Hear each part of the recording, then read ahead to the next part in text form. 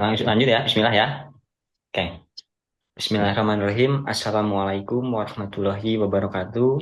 Shalom, Om Swastiastu, Namo Buddhaya, salam kebajikan, salam sejahtera bagi kita semua. Baik, kami dari kelompok satu akan mempresentasikan mengenai hasil daripada tugas atau analisis yang telah kami kerjakan pada mata kuliah teknologi dalam pengajaran dan pembelajaran, yaitu tentang analisis SWOT mengenai teknologi dan multimedia dalam pembelajaran.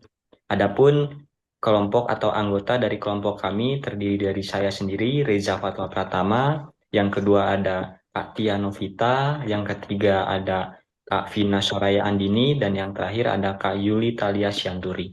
Baik, langsung saja mengenai analisis yang pertama, yaitu akan dipaparkan oleh saya sendiri. Yang pertama adalah mengenai analisis SWOT video pembelajaran di platform Merdeka Mengajar. Nah, pada kesempatan ini saya mengambil video dari Bapak Idris Aziz, Sarjana Pendidikan mengenai video inovasi pembelajaran di SD Negeri 34 Temape. Lanjut.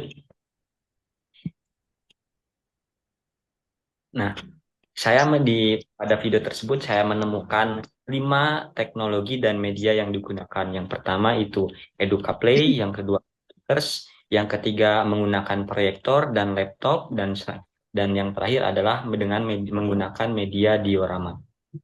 Selanjutnya, adapun analisis yang saya temukan, yang pertama itu strength atau kekuatan. Yang pertama ada aplikasi EducaPlay. Di aplikasi tersebut di sini menawarkan berbagai jenis aktivitas interaktif seperti kuis, permainan, dan latihan yang dapat membuat pembelajaran menjadi lebih menyenangkan dan menarik bagi peserta didik. Lalu yang kedua ada Plickers, di mana Plickers ini dapat mengubah proses penilaian menjadi permainan yang menyenangkan, meningkatkan keterlibatan peserta didik dalam pembelajaran, serta peserta didik hanya perlu menggunakan kartu Plickers tanpa adanya tanpa menggunakan internet. Lalu yang ketiga ada media diorama. Di sini diorama ini mengubah konsep abstrak menjadi visual, yang mana mudah dipahami oleh peserta didik, serta dapat dilihat dan disentuh secara langsung, sehingga peserta didik akan mendapatkan pengalaman belajar yang lebih berkesan. Lalu di video ini juga menggunakan laptop, yang dimana laptop merupakan teknologi portable dan multifungsi, juga bisa digunakan untuk berbagai aplikasi pendidikan, yang dimana dapat mempermudah kinerja guru.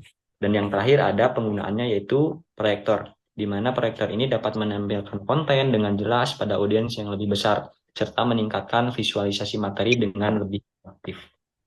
Selanjutnya, analisis yang selanjutnya adalah weaknesses atau kelemahan. Adapun kelemahan dari penggunaan EducaPlay ini sangat bergantung pada ketersediaan perangkat dan koneksi internet yang stabil. Dan meskipun terdapat versi gratis, fitur-fitur premium EducaPlay memerlukan biaya tambahan atau dengan berlangganan. Yang kedua, kelemahan dari tugas ini saat ini hanya mendukung soal-soal pilihan ganda, sehingga tidak dapat digunakan untuk mengukur pemahaman konsep yang lebih kompleks. Selain itu, guru harus menyiapkan kartu-kartu Plickers dan juga perlu adanya fitur premium dan membutuhkan biaya yang berlebih. Selanjutnya, media diorama memiliki kelemahan bahwasanya pembuatannya membutuhkan waktu, keterampilan, dan biaya yang cukup tinggi. Selain itu, juga interaktivitasnya masih terbatas dibandingkan dengan media digital seperti simulasi atau video. Dan kelemahan yang berikutnya adalah proyektor bergantung pada kondisi ruangan, seperti pencahayaan dan daya listrik. Selain itu, pengadaan proyektor juga dan perangkat pendukungnya membutuhkan biaya yang cukup besar. Dan kelemahan daripada penggunaan laptop sendiri adalah memerlukan daya listrik dan jaringan internet yang stabil, serta rentan juga terhadap gangguan teknis. Next.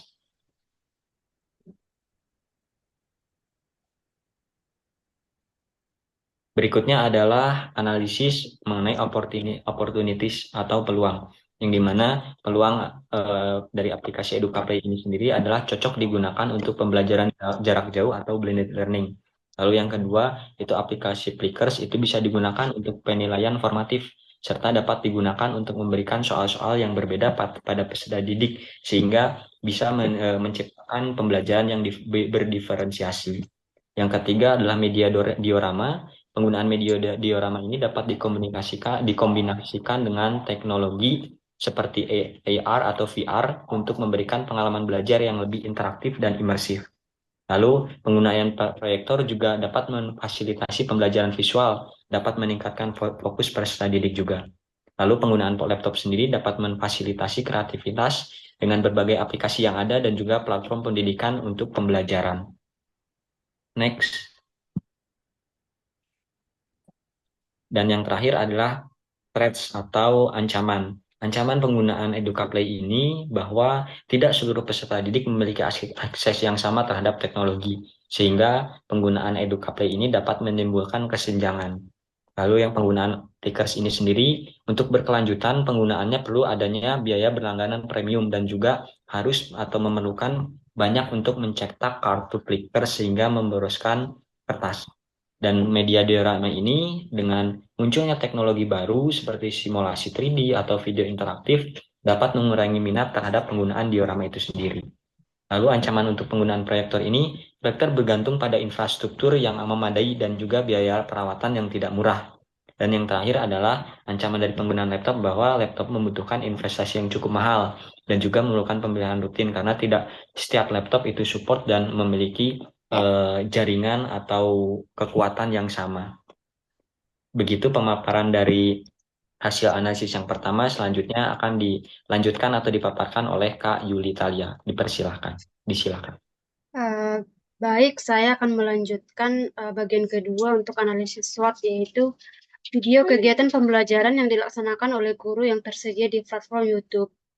Adapun video yang saya ambil secara random dari YouTube, yaitu video pembelajaran berdiferensiasi bahasa Inggris tentang descriptive text yang diupload oleh Ibu,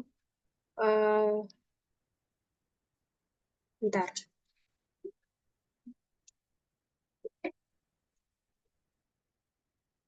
Anik Sri.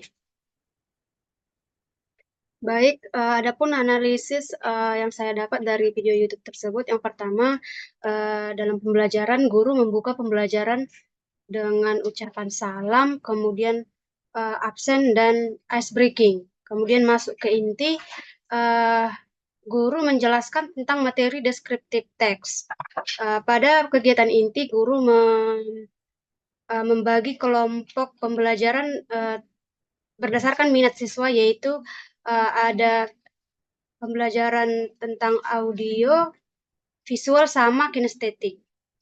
Di bagian, oh ya, media pembelajaran yang digunakan oleh guru adalah PowerPoint.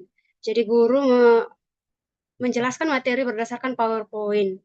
Dan yang terakhir ada refleksi di mana siswa-siswa disuruh untuk menuliskan apa saja yang didapatkan pada pembelajaran hari itu.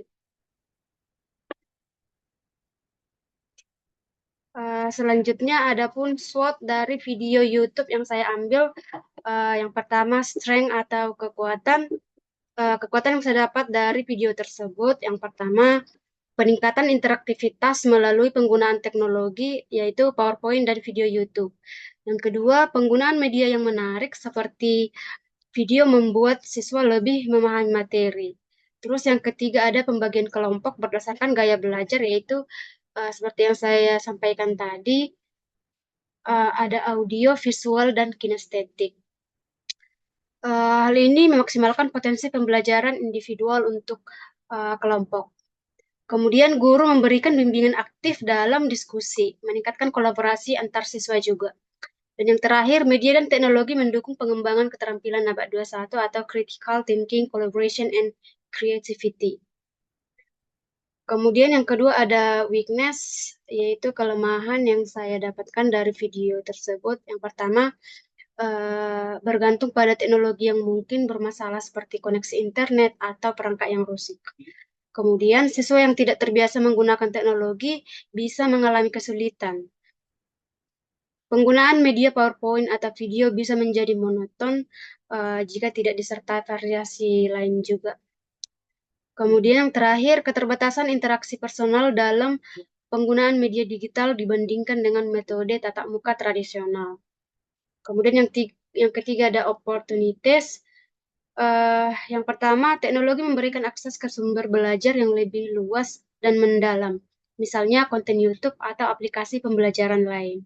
Kemudian peningkatan motivasi belajar siswa karena menggunakan media yang relevan dengan kehidupan sehari-hari. Yang ketiga, adanya pelatihan dan peningkatan keterampilan guru untuk lebih menguasai teknologi pembelajaran. Dan yang terakhir, adanya peluang mengembangkan pembelajaran yang lebih fleksibel dengan blended learning atau pembelajaran daring. Dan yang terakhir, threats atau ancaman, eh, yaitu kemampuan guru dan siswa yang bervariasi dalam memanfaatkan teknologi dapat menimbulkan ketidakmerataan hasil pembelajaran. Yang kedua, keterbatasan infrastruktur teknologi di beberapa daerah atau internet lambat, perangkat tidak tersedia masih kurang. Dan yang ketiga, penggunaan teknologi yang berlebihan bisa menyebabkan siswa menjadi kurang fokus pada diskusi kelas atau keterampilan sosial. Dan yang terakhir, ancaman keamanan cyber seperti gangguan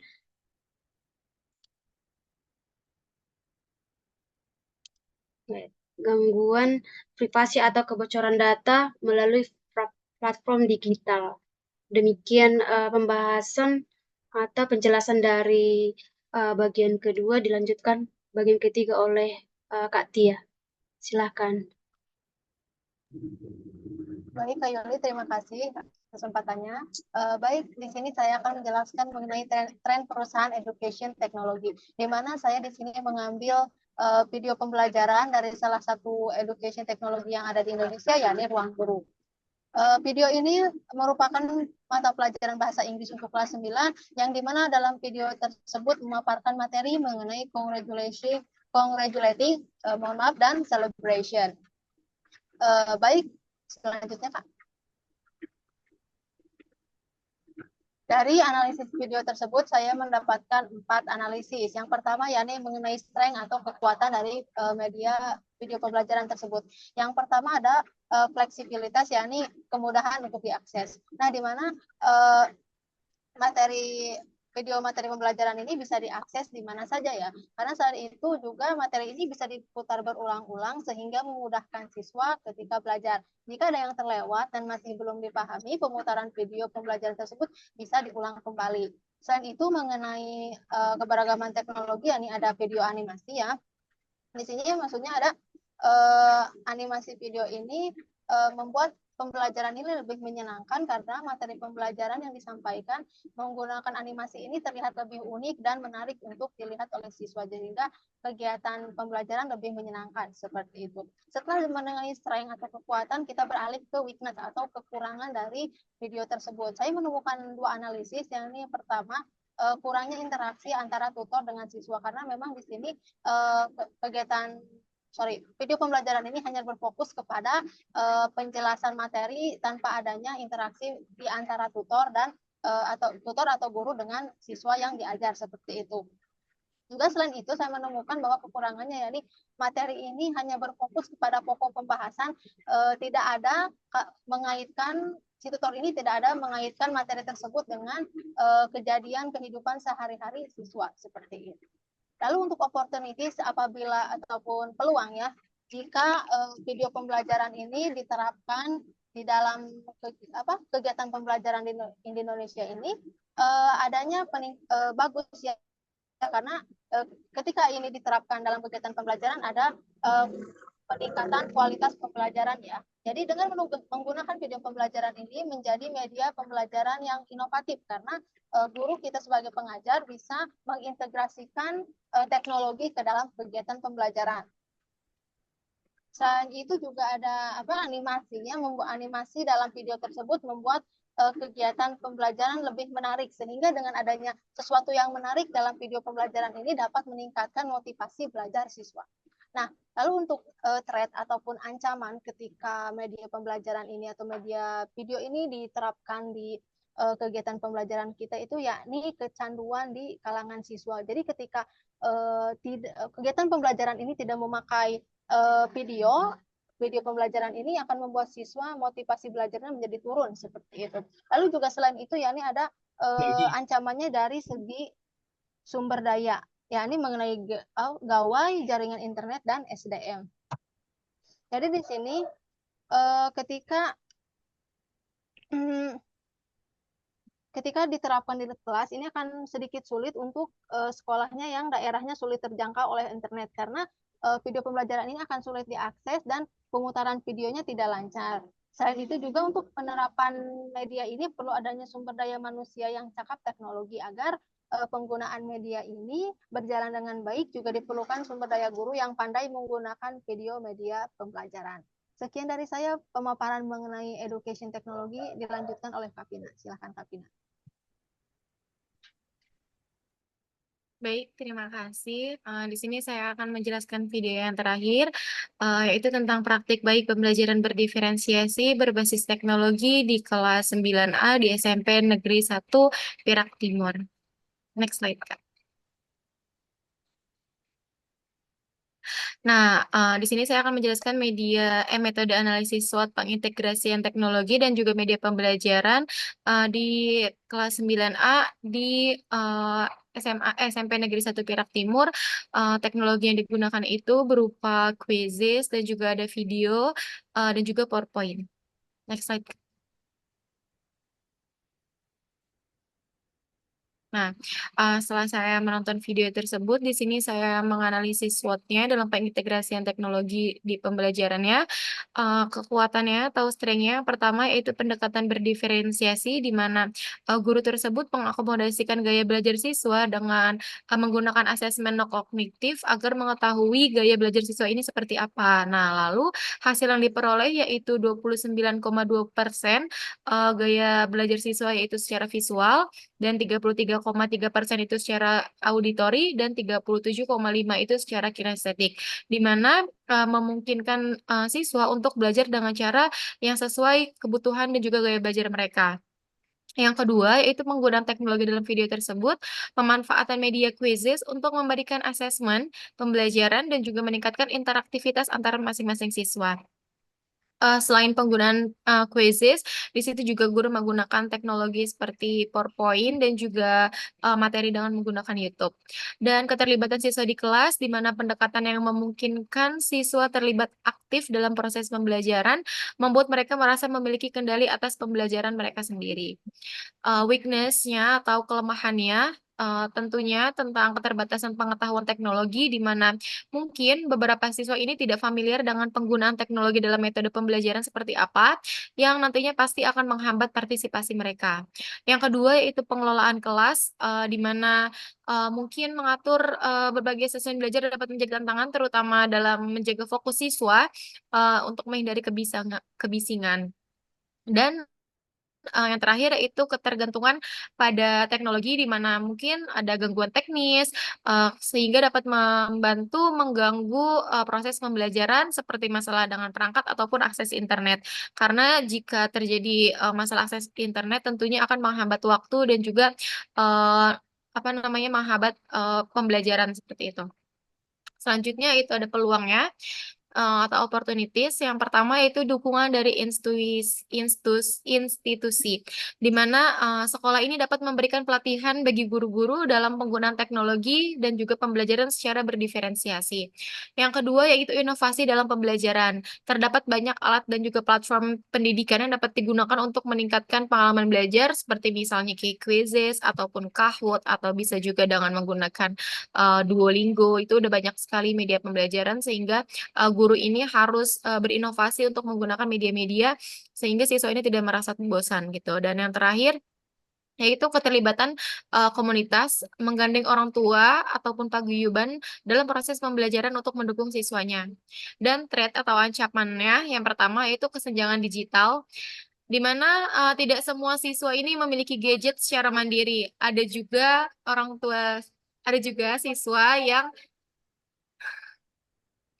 juga siswa yang HP-nya atau gadgetnya itu masih bareng sama orang tua, sehingga terjadinya kesenjangan sosial antara anak-anak yang sudah memiliki gawai secara mandiri ataupun dengan yang gawainya ini masih bareng sama orang tuanya, takut mereka merasa dikucilkan atau dibully seperti itu. Dan yang kedua yaitu tidak semua siswa memiliki internet ataupun jaringan yang memadai.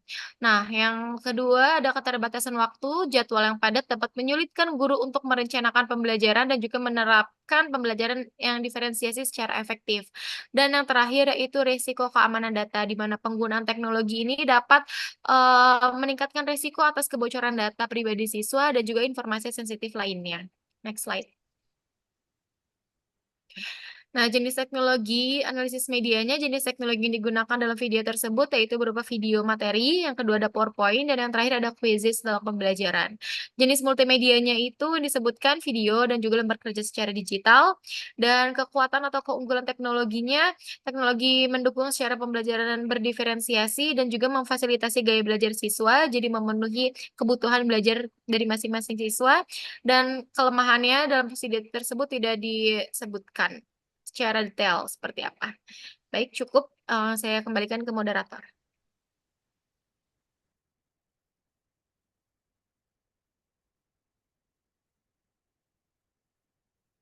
Maaf, Bang Reza, suaranya nggak ada. Mic-nya ya. Baik, sekian pemaparan dari kelompok kami mengenai analisis SWOT video kegiatan pembelajaran dari berbagai platform. Mohon ampun bila perkataan atau pembawaan kami kurang santun. Mohon maaf bila pembawaan kami kurang hikmat. Sekian, akhirul kalam, wallahul muwafiq ila aqwamit thoriq. Wassalamualaikum warahmatullahi wabarakatuh. Terima kasih. Waalaikumsalam warahmatullahi